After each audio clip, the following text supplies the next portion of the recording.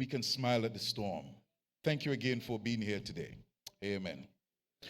I want to thank my good friend, uh, Junior, Joseph. All right, Joseph. Um, so I was born in Tobago in Goodwood, and I went to Roxborough Secondary School for 2 years before we migrated to Trinidad.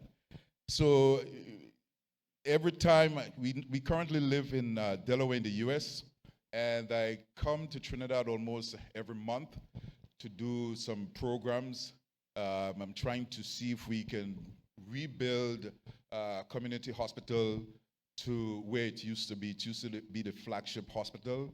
And since God has blessed us with wisdom, which I'll share with you, a group of us really are planning to raise the hospital standard where it should be the premier institute, not just in Trinidad, but in the Caribbean and probably even around the world.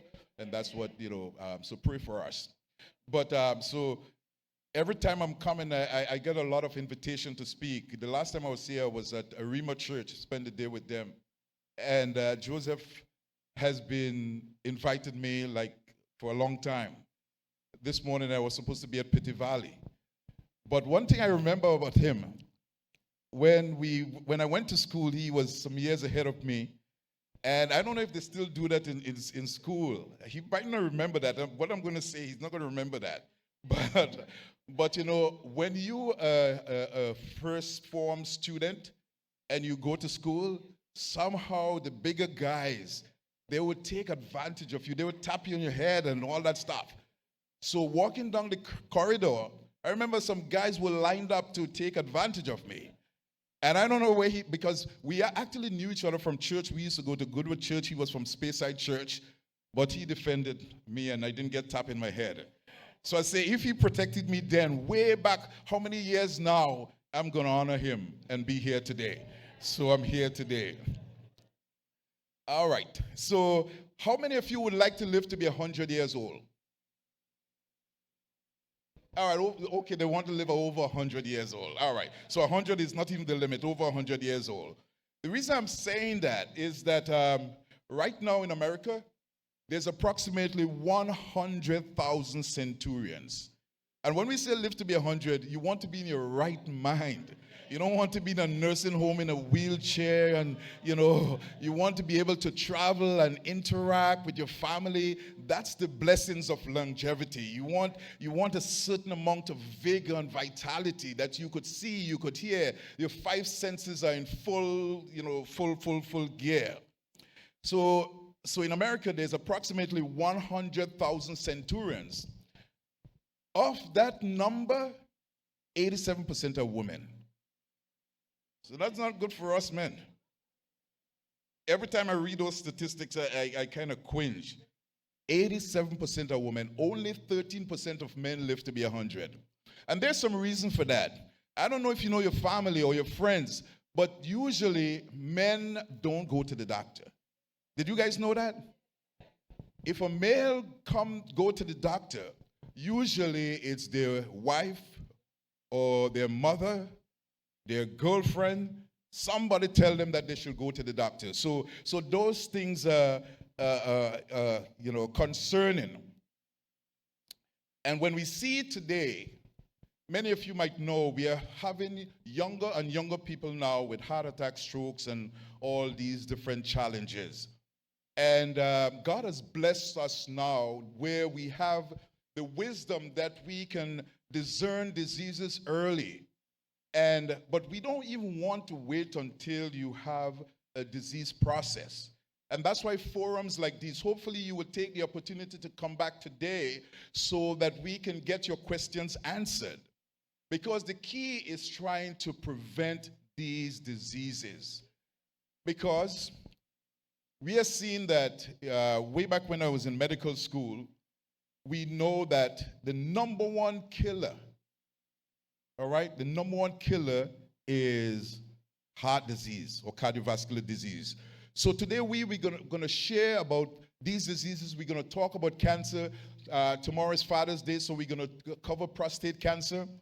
But what I want to share with you, that text that we just read, when I was growing up, even when I was in Trinidad, um, there's a version of the text that I'm now kind of understanding, because when you read it from the King James versions, I am not sure that you really get what this text was saying. All right? The topic for today is really from the cradle to the grave. And that's why we are hoping to answer questions today. All right? But I'll share with you what we'll do on the forum this morning is really give you some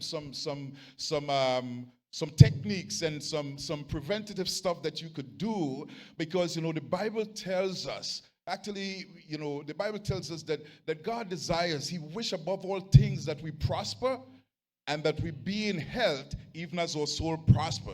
Because if we get old, as we get older, if we are in good health, we could come to church and we could sing with gusto, and when your neighbors see you, they're going to be envious of your health because we won't have some of the challenges. But unfortunately, because of sin, even as righteous as you might be, we can have challenges. And God has blessed us with wisdom that we could cover some of these challenges. So the text, back to the text, but I'm going to read it in this version. It says here, which version is this? It says here, this is the GNTD version. So, remember your Creator while you are still young, before those dismal days and years come when you will say, I don't enjoy life. It brings it in kind of simple terms. There comes a times when people would say that, I have some patients, they're so miserable in their health that they're saying, doctor, I wish God could just take my life. While some people are trying to live, there are a lot of people trying to die because they're so miserable. And this is what we want to try by God's grace. If we could give you the tools that you can live healthy, happy, and holy life. So it said there comes a time when they say, I don't enjoy life. That is when the light of the sun, the moon, and the stars will grow dim for you. And the rain clouds will never pass away. I heard you had a week like that when it was raining and just dull outside. People were just waiting and wishing, as we were coming in, as the plane was landing, I just see water covered all the fields. So there are days when it's just dim. And imagine when your eyes, and thank God we in August we are bringing a team of surgeons to do over 2,500 cataract surgery we'll be doing at community hospital, because the response was so good for our program coming up in July. We have split it, so we're going to do cataract surgery, just dedicated cataract surgery, because the surgeons tell me that we would need like 100 volunteers just for cataract surgery. So, so imagine as you get older and your eyes get dim, you can't make people out. Sometimes my patients say all they're seeing is a cloud, and that's no way to live. So we are trying to see how we could fix that. So that is when the light of the sun, the moon, and the stars will grow dim for you, and the rain clouds will never pass away. Then your arms that have protected you. If you look at the text that he read, it didn't say arms, but when he talked about the keepers of the house, it's your arms that he's talking about. Your arms that have protected you. Have you seen when people, as they get older, they're trembling, they could hardly feed themselves? This is old age that he's talking about, and that's what we're trying to prevent. Then your arms that have protected you will tremble, and your legs, now strong, will grow weak. So you see some people, they could hardly get up the stairs, their legs grow weak. That's not what we are talking about health. We want that you could robustly go up the stairs, all right? It says they will grow weak. I like this part. Your teeth will be too few to chew your food. Do you see that in old people? But thank God now we still have, you could do dental implants, but it's very expensive. But your teeth that are too few to chew your food, and your eyes too dim to see clearly. Your ears will be deaf to the noise of the street. You will barely be able to hear the mill as it grinds or music as it plays. Wow. But even the song of a bird will wake you from sleep. Insomnia. Some people can't sleep. Even the song of a bird will wake you from sleep. You will be afraid of high places, and walking will be dangerous. Your hair will turn white. They talk about almond, but that's really your hair turning white. You will hardly be able to drag yourself along. and all desire will be gone. All desires for sex and all these things, all desires will be gone. All right? One guy told me he doesn't want to live after that. He said, we are going to a final resting place, and then there will be mourning in the street. The silver train will snap. The silver train is your spinal cord. It will snap. You see a lot of people with back pain and they could hardly stand. Your silver chain will snap. And it says that, and the golden lamp will fall and break. That's your brain. It will fall and break. That's what Solomon is trying to tell us in his language there. And the water jar will be shattered. You know, some people, they can't keep their urine. They have to urinate every minute. They wet themselves. Thank God now that we have diapers and all these things that at least we could make you a little comfortable. Our bodies will return to the dust of the earth, and the breath of life will go back to God who gave it to us. Useless, useless, said the philosopher. There's a part I also want to say. After all this, there's only one thing to say. Have reverence for God and obey his command, because this is all that we were created for. God is going to judge everything we do, whether good or bad, even things done in secret. So we need to take stock. You know, this is the age of information. And if you have any problem, you could always get onto Dr. Google and you're going to get some information there. But is it correct? We don't know. Sometimes some ridiculous things that I hear. Actually, I was seeing a patient. One day I came in, as I landed in the airport, the hospital at community called me to see a patient because the doctor got stuck in Tobago and he couldn't come. So I went down from the airport. So I saw this woman, and when I saw her, she was from San Fernando. And she said that she was going to a doctor who is an herbalist, and I'm not criticizing anybody here now. If you're an herbalist or you go to herbalist, but we practice what we call, because we know Western medicine doesn't have all the answers, so it should be complementary. A lot of stuff should be complementary, but you have to make sure that you don't go too far. So for 2 years, she was going to this doctor, and she had a lump in her breast. And she said the doctor told her it's because she had the COVID vaccination, because he had seen many women in Trinidad with this problem. When they got the COVID vaccination, they develop a lump in their breast. And he was treating her with some injections, some herbs. And so when she came to me, I saw her on that day, and when I examined her, her breast was as hard as a rock. Even though you're herbalist or whatever, you should know that that is cancer. And she said that morning she was about to go to him for another treatment, and something tells her, let her go to those 7 days. She didn't even have an appointment, but something just tell her that she should go there and then she met me.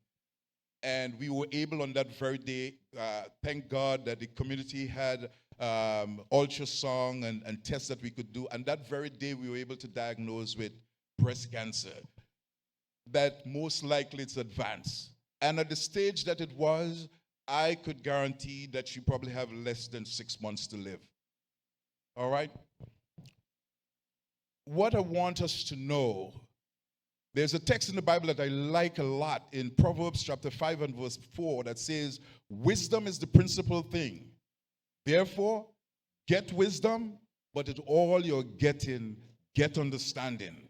Some of us just pick up the information. We don't even know who is putting it out there, and we take it and run. And not only that, we are sharing with other people that might not be correct. This morning while we were having breakfast, I met a lady who said her father has diabetes, and his vision is going. And when she went to the doctor, I don't know what kind of doctor, but the doctor tell her because he was a technician, and the things that he used to do was very fine instrument, and that has caused his eyes to be corroded. I just started shaking my head, saying, no, don't say that, don't say that. It is so bogus. So some of the things, and it sounds like gospel. It sounds like gospel. But if you don't know the truth. So my suspicion is that he's a diabetic. He just had amputation above the knee of it. So it means that he has uncontrolled diabetes. Diabetes is the leading cause of blindness. because it causes new blood vessels to be formed to the back of your eye. It's called diabetic retinopathy or neovascularization that leads to blindness.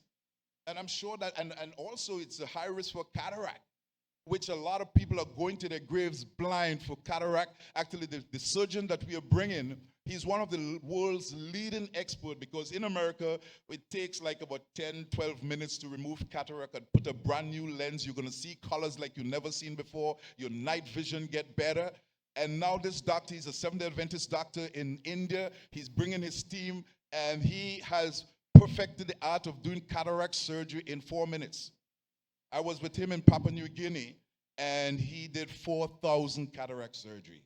So we are bringing him to Trinidad to do at least 2,500 cataract surgeries. But I'm not here to talk about cataract. I want us to have our lives preserved. Now, I mentioned that the number one cause for death, not just in America, but across the world, is cardiovascular disease. And when we talk about cardiovascular disease, we are talking about diabetes, high cholesterol, high blood pressure. Many of you probably know somebody who has these diseases. This evening when we come, we'll be answering personal questions, but when you ask a question this evening, you know, in America, we believe in something called HIPAA. So we don't want anybody to know what you have. So when you ask a question this evening, if you didn't get a chance to submit it, you could just say you know somebody who knows somebody, because there's nobody that knows you like you. All right, and we'll get all your questions answered. So long ago, we used to see, heart disease should really be a disease of aging. So when people get into their 70s and 80s, that's when you should see that. But we are seeing younger and younger people now with heart attack and stroke. 2 weeks ago, one of my patients, so 22-year-old son, and he was not on drugs, because a lot of times when we see young people with heart attacks and strokes at that age, first thing we say, have they used cocaine or some type of drug? This guy is a very respectable, hard-working young man. 22 years old, the mom found him in the basement, died from a massive heart attack, cardiac arrest. A few months ago, I buried my cousin. She was 42 years old. Her only diagnosis, she had a high blood pressure. Her daughter found her at the side of the bed, cardiac arrest. She died. 6 months ago, one of my patients, he and his father, they own a food truck. So they were getting ready to set up the food truck. When the father remembered that the wife's birthday was coming up on that Thursday, so he stopped the truck and tell the son to go back in the house and order a cake for his mom before they forget.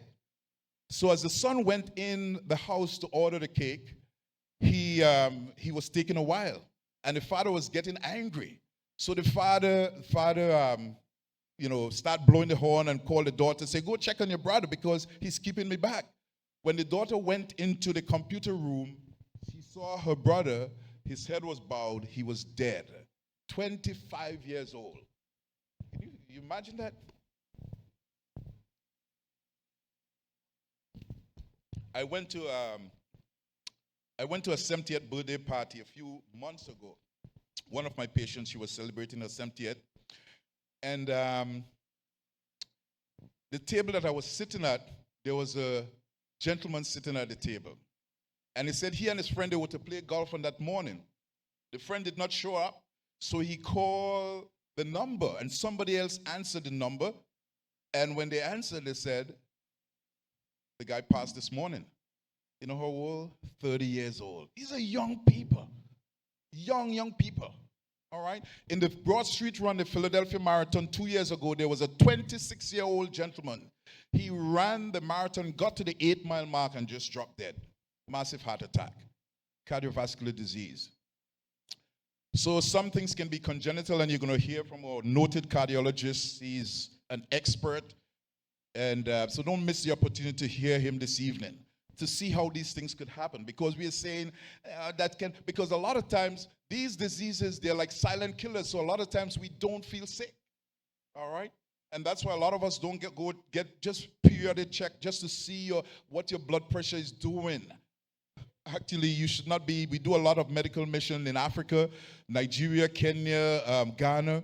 And a lot of times we go and we find that there are people there who have gone to the doctor because they felt sick. They got some medication. And I don't think in Trinidad, I think we are much more educated than that. Not that the people in Africa is not educated. But a lot of times when they get the medicine for the blood pressure or the blood sugar, they think when the medicine is finished, they are cured.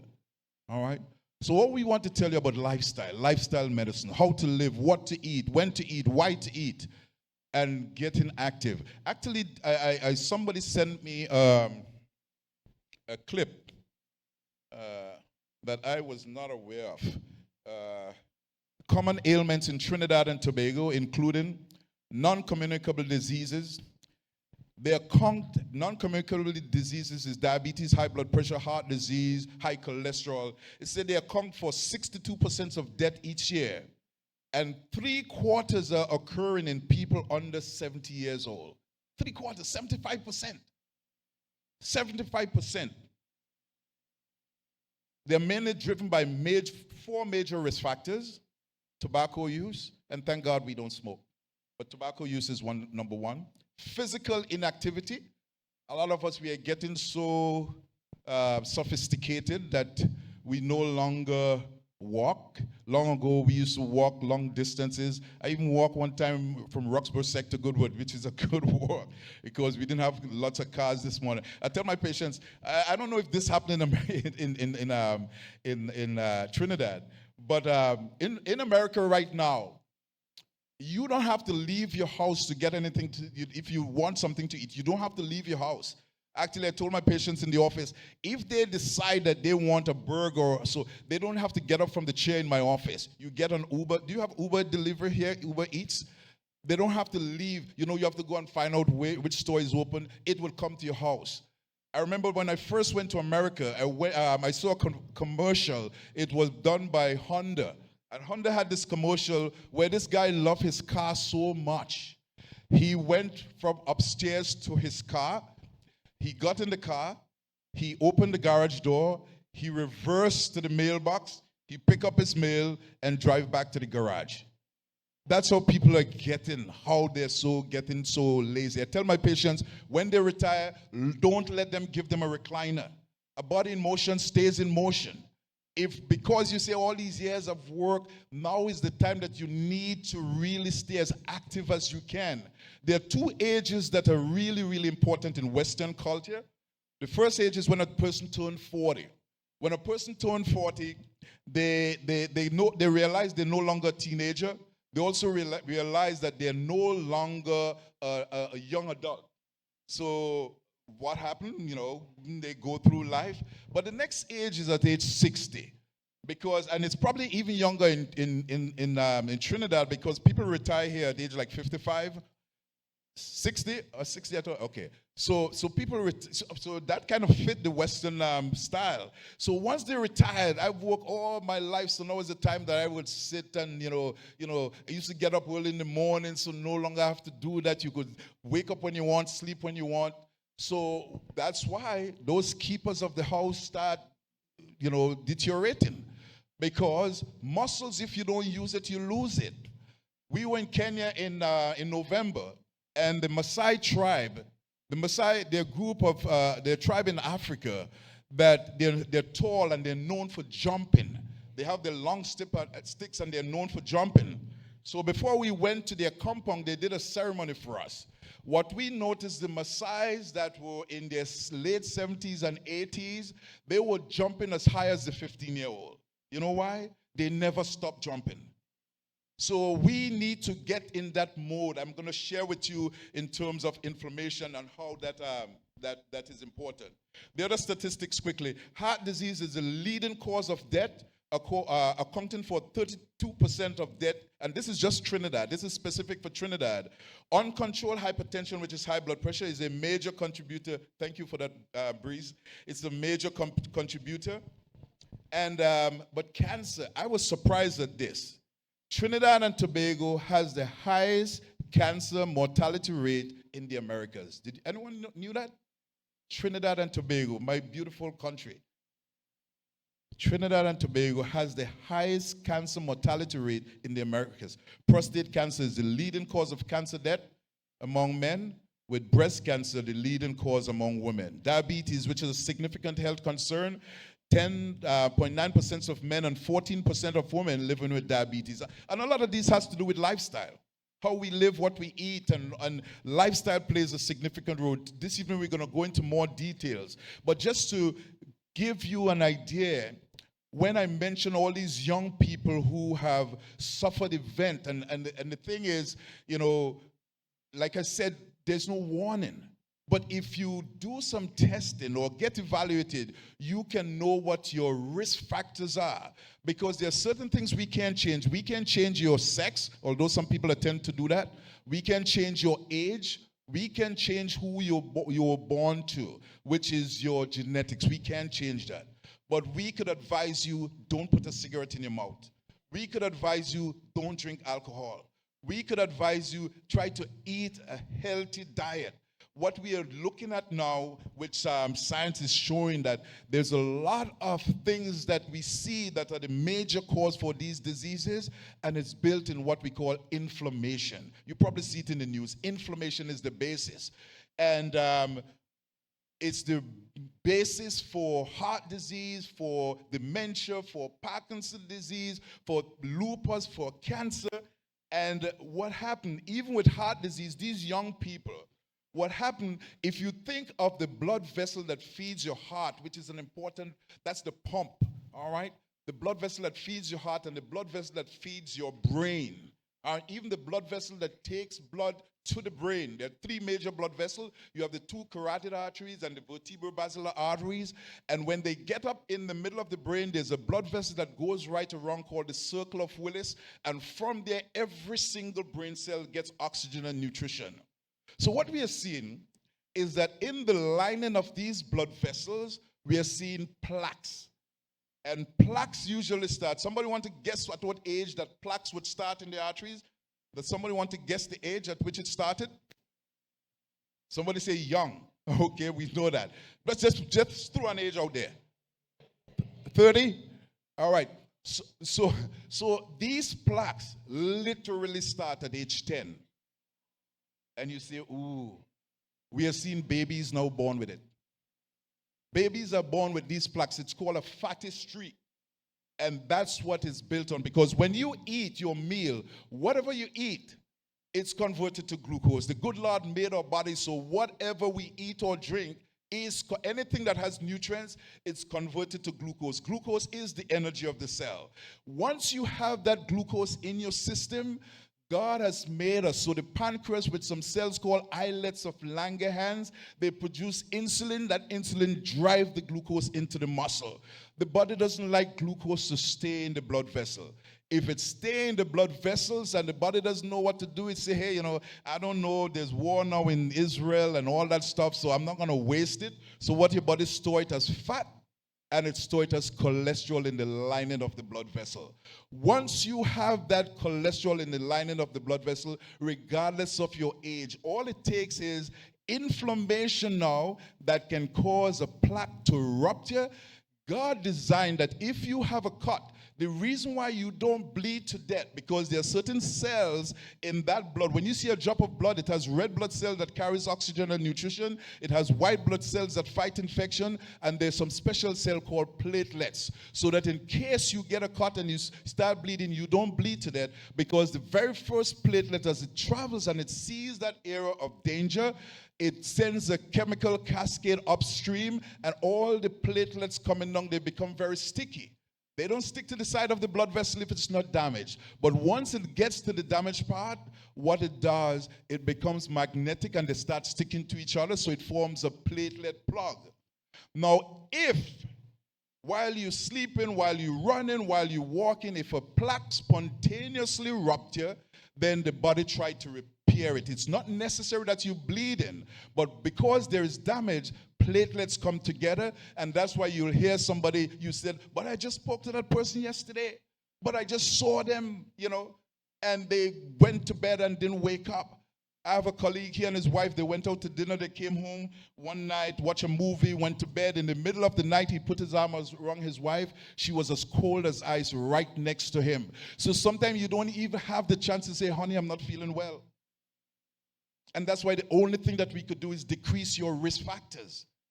So when we talk about inflammation causing these plaques to rupture, number one cause for inflammation is stress. You guys look like a happy bunch of people.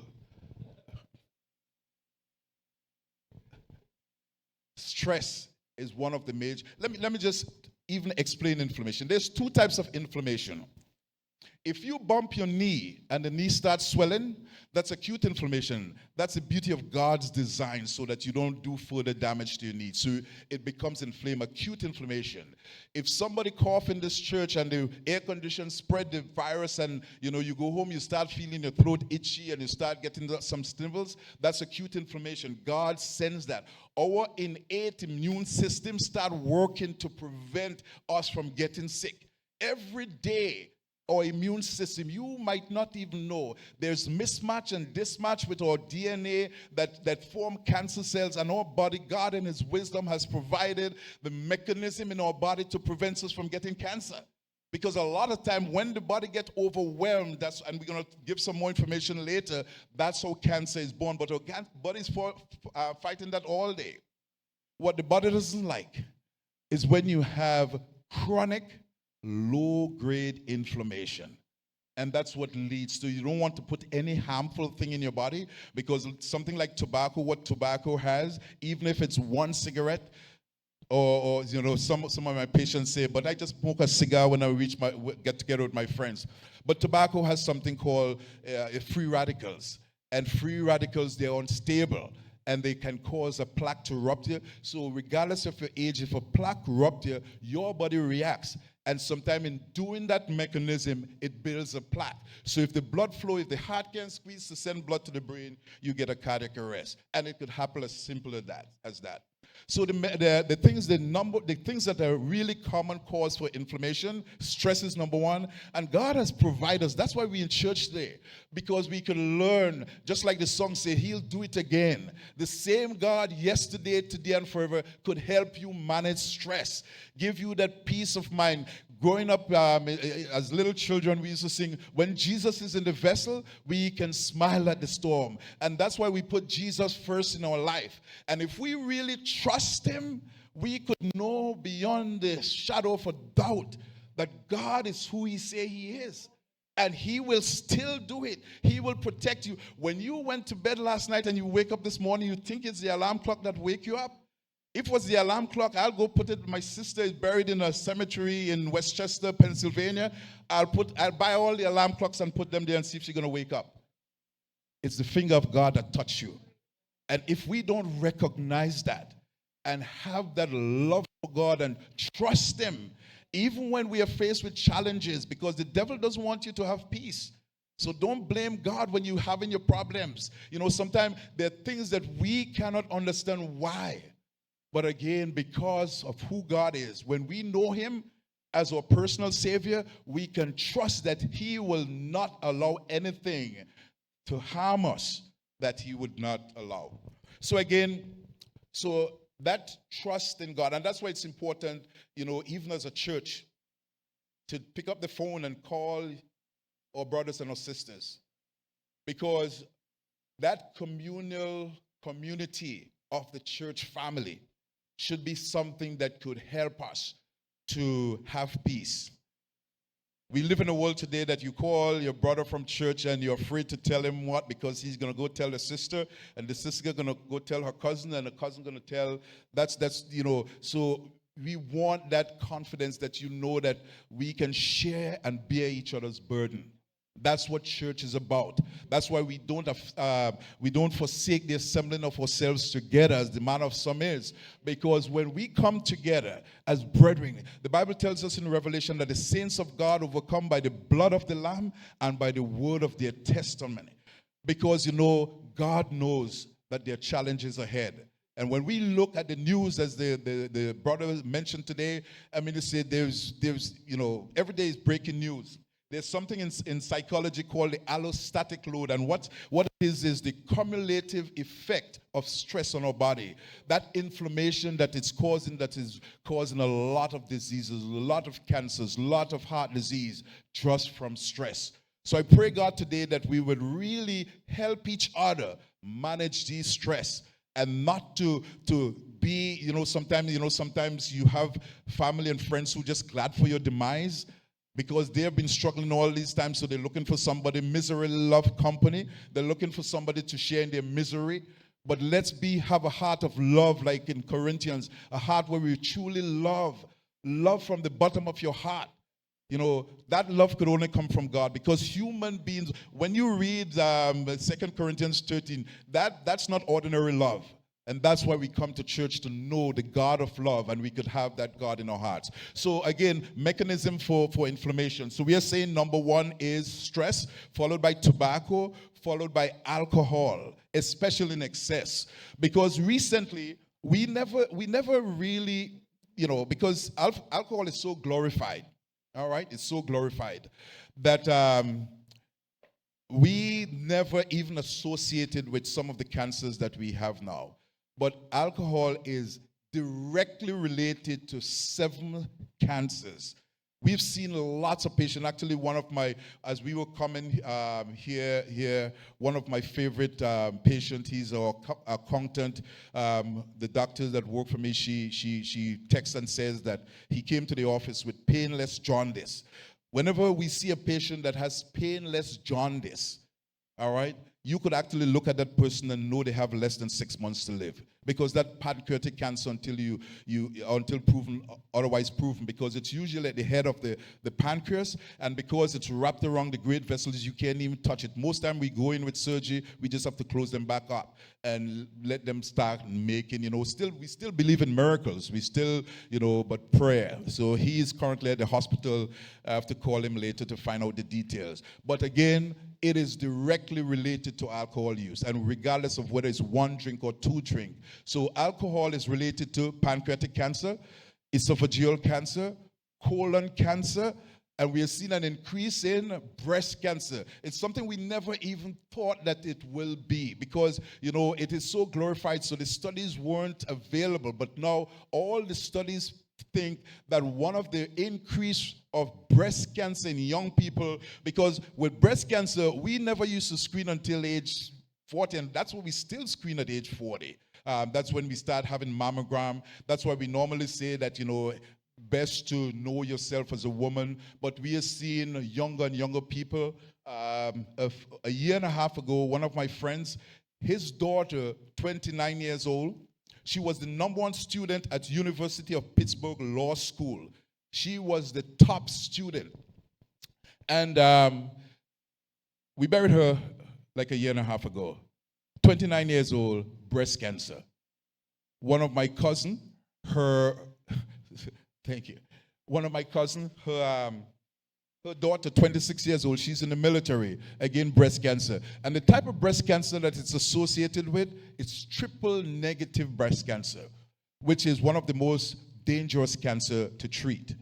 So again, we're going to give information. We are seeing younger and younger people with triple negative breast cancer.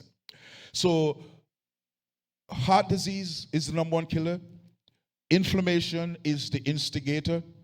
Now, again, I mentioned stress, tobacco, alcohol. The next big group that cause inflammation is ultra-processed food. All right? That's a big thing.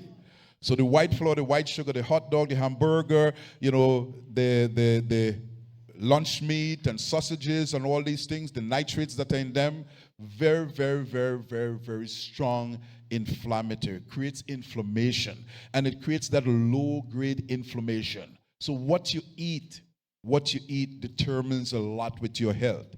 So we are encouraging people to try to avoid those foods. Now, there are some positive things that you could do, such as eating a predominantly plant-based diet, because plants has fibers. There's no fiber in animal products. Yes, we know that fish has omega-3 fatty acid, which is good. It helps triglyceride, and there's some benefits to it, eating like fish to get omega-3. But in terms of fiber, all fiber comes from plants. And fibers work through your gut biome. So you hear people talk about probiotics, prebiotics, and postbiotics, because what it does, it works through your gut biome, so it gets rid of inflammation. Remember, we're saying inflammation causes diseases. So, and we tell you some of the things that causes inflammation. Now, these are the things that helps you to get rid of inflammation. And the next big thing is you should exercise. Actually, there's a recent study that shows that if a male increases his cardio workout just by 2%, just 2%, you decrease your risk of prostate cancer by 33%. Just increasing your cardio workout. When you sit and say, hey, I work all my life and now it's my time. No. You have to exercise for the rest of your life. And the same thing with women. They're showing that if you increase your activity, you also decrease your risk of breast cancer. You decrease your risk of colon cancer for all of us. So again, what we eat, how we eat, why we eat, when we eat, and staying as active as you can provide good health. All right? So the other thing is that we have is, your spirituality. Because your spirituality gives you that confidence in a God who can protect you. And there are studies major studies done in Texas that shows that even when people are in the intensive care unit, even if they don't believe in God, but somebody prayed for them, they still receive the benefit of prayer.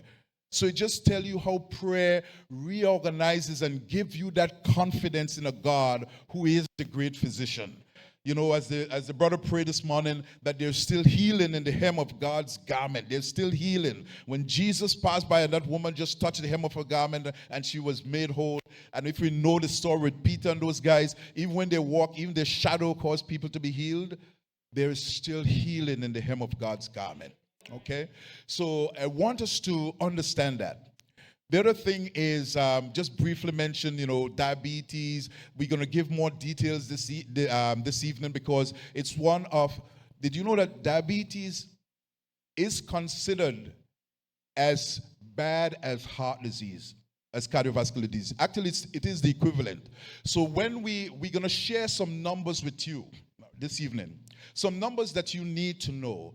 How it is diagnosed, and even when it is diagnosed, what you need to do and how to keep these numbers in line so that you could prevent the complications of diabetes. Because when a person is diagnosed with diabetes, they are considered to be, the equivalent of coronary artery disease, which is an increased risk. Actually, most diabetes, your blood sugar could be 1,000, that's not what kills you.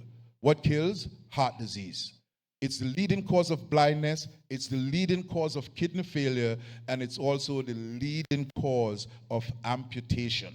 All right? Your blood pressure is another big thing. There was a recent study. Normally, people look at their blood pressure and think that it should be less than 140 over 90. That number has changed because we are seeing younger and younger people. Now we are looking for that number to be less than 130, ideally.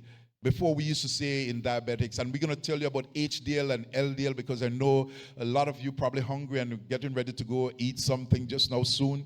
But hopefully you could come back. But what I want to also share with you is the kindness of your heart towards others. It's something that I'm always passionate about.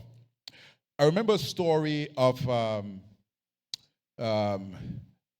one of the U.S. presidents. This U.S. president, he was riding along the Potomac River. He and 5 riders. And while they were riding along the river, there was a stranger in the distance. And the Potomac River just came into view again when that plane crashed recently. So that same Potomac River. But in the days when there was no boats and all that stuff, to get across the river is you have to get by horseback to get across the river. So while the stranger looked in the distance, he saw the 6 riders coming. So the president as he rode on, he was the last rider. And as they rode towards the stranger, he noticed that the riders that in front of him got to the stranger, and as each rider passed, the stranger looked at them and didn't say a word. So the first rider passed, the second rider passed, the stranger didn't ask any question. And then the fourth and the fifth rider passed, and the stranger didn't ask a question. So when Abraham Lincoln, when he went up, and as he got to the stranger said, "Sir, can I get a ride across the river?" So he looked at the stranger and he said, "My friends were ahead of me, and I noticed that you didn't ask them for a ride across the river." He said, "Sir, I looked in their faces and I didn't see love." Pinto Road, can your neighbors look in your face and see love? Can your family look in your faces and see love? That's the kind of love that the world needs, because people are hurting like crazy in this place. They're hurting in every aspect. Some are dealing with every stress imaginable. But you, as a representative of Christ, can they look in your face and see love?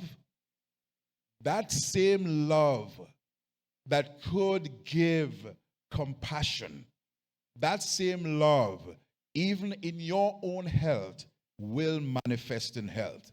It helps to boost your immune system, and it gives you what it takes, because Christ has no hands but all hands, no feet but all feet. And I always tell my patients, even when they're faced with all these challenges, some people fortunately have some good genes, all right? But I tell them, genetics is like a long lifestyle pulls the trigger. So hoping this evening we can share with you all you need to know for your health. We have all the answers by God's grace, because we depend on Him for wisdom. And thank you again, and God bless.